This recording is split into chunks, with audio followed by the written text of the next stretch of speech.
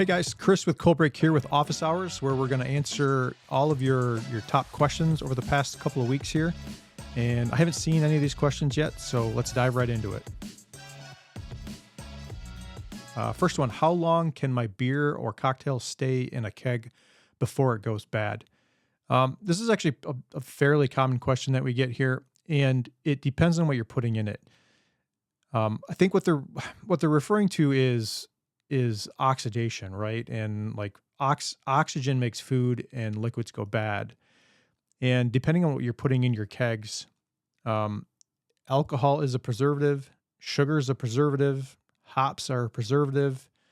CO2, which is how beverages are normally dispensed, is an inert gas, meaning it's free of oxygen and it's not gonna react with whatever's in there, and so it helps preserve it. So my question back to you would be, what are you putting in it? Does it have fresh fruit in it? Did you purge the keg prior to filling it? Did you have it? Did you fill it from a brewery? Did a brewery fill it if it's beer? If so, they would have purged the oxygen for you, unless they filled it from the tap. What I would recommend is to always fill your keg full of CO2. When it's empty, fill it full of CO2 and then pull the relief valve a few times on it if your keg's got a relief valve on it, and it'll push the oxygen out.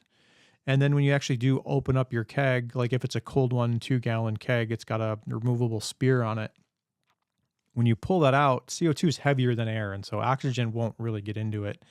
And then when you fill it, it will push that CO2 out as it's being filled, and it will kind of create this like barrier between your liquid and your and the oxygen, right? And so that's an easy way to preserve it. So that's a long way of saying I don't know, depending on what you're putting in it. With beer, if you've purged the keg and you're leaving it on CO2 and you want to drink off of it for a little while, it should last a few months.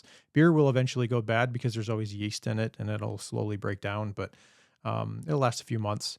With liquor, depending how strong it is, it'll last quite a while. So if you're using a 2-gallon keg or a 5-gallon keg, it'll probably last longer than what you think. Okay, second question. CO2 versus nitrogen. Some or different PSI levels. How many kegs can a tank of nitrogen dispense versus CO2? The PSI levels are going to be exactly the same. So however you're dispensing, it doesn't, like, the gas has nothing to do with your dispensing pressure, because the pressure has everything to do with the rise and run of your system, the length of tubing. It has to do with the ID, the internal diameter of the tubing. It has to do with the type of tubing, whether you're using vinyl or stainless steel or barrier tubing. That's the levels of resistance in each one of those tubings is different. And so if you're using a system that's set up like from us, like a Jockey box with a dispensing kit, we recommend 25 to 30 PSI on a Jockey box, because it's going to depend on your keg temperature, but the pressure of that system is the length of that system, and the ID of that system and the types of materials in that system are exactly the same. And so 25 to 30 for a Coldbreak dispensing kit with a Coldbreak Jockey box with a 50-foot coil, your PSI is going to be 25 to 30. And that will be regardless of if you're using CO2 or nitrogen, because the CO2 or nitrogen is just the gas that's pushing that liquid through the system. If you're talking about the cold one, our smaller portable kegerator that's using the cartridges, you can only get about 1 keg out of a nitrogen cartridge, because nitrogen compresses differently than CO2. You can compress CO2 a lot easier than you can nitrogen, and so you'll get a lot more out of CO2. So as far as how many kegs can a tank of nitrogen or CO2 dispense, you can get with a 5-pound tank, it's generally 1 pound of CO2 per keg of beer. When I say keg of beer, we're talking about a full 15.5-gallon full-size keg. So a half barrel of keg takes about 1 pound of CO2 pressure. And off the top of my head, I don't remember what nitrogen is. I know it's less. but CO2 is the typical gas that we're using here. You're going to use CO2 the majority of the time. So 1 pound. So a 5-pound tank will last you 5 to 6 kegs, full-size kegs. Get stadium quality draft at home or on the go with a cold one. No power required. Built for the fans. Built for the win. All right, question 3. Best way to dispense drinking water without CO2. More user information on the water filter and kit setup is requested. Okay, so what they're talking about is we have a water filter kit that we typically use for one of the larger beer festivals in the country is here in our kind of our hometown here. And it's right on the beach.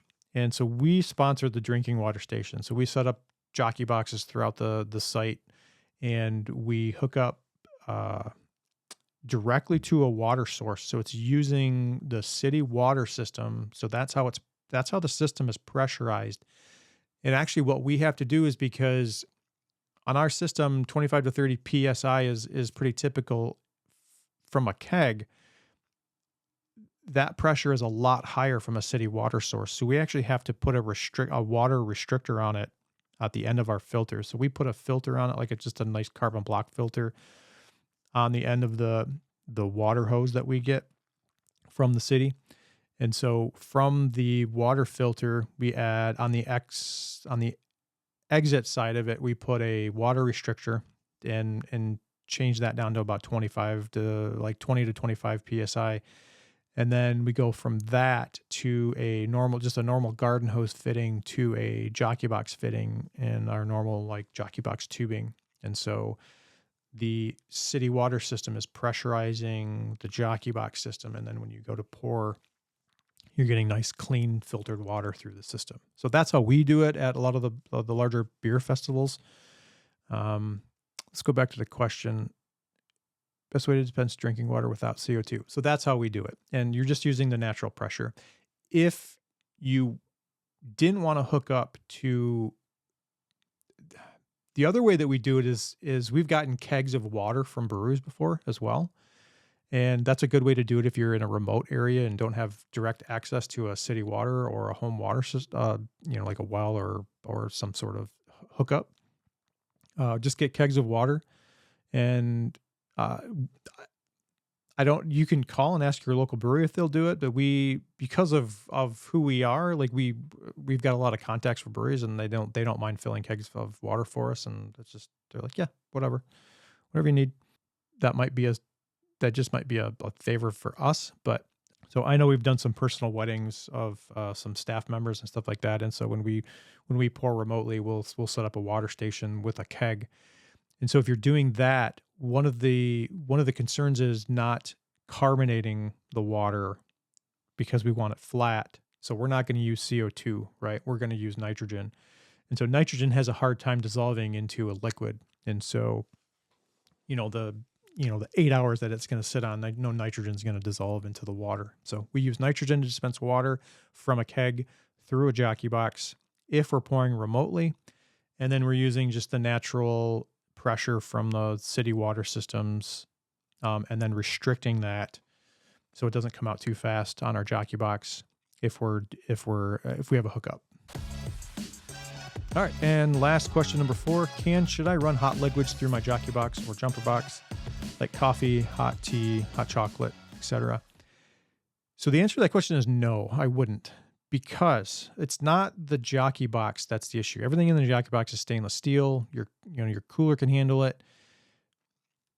It's the tubing. So your tubing has a temperature rating of about 140 degrees. And if I want coffee, it's going to be warmer than 140 degrees, or hot chocolate or hot tea. So the answer is no. You should not be using hot liquids through your jockey box or jumper box to dispense. There's other better solutions to that.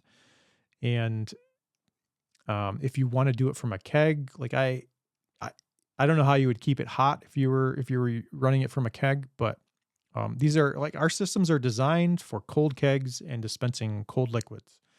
So we don't recommend putting hot beverages through your system. So if you have any questions beyond that, we'll see you for the next office hours. Questions can be sent to support@coldbreakusa.com.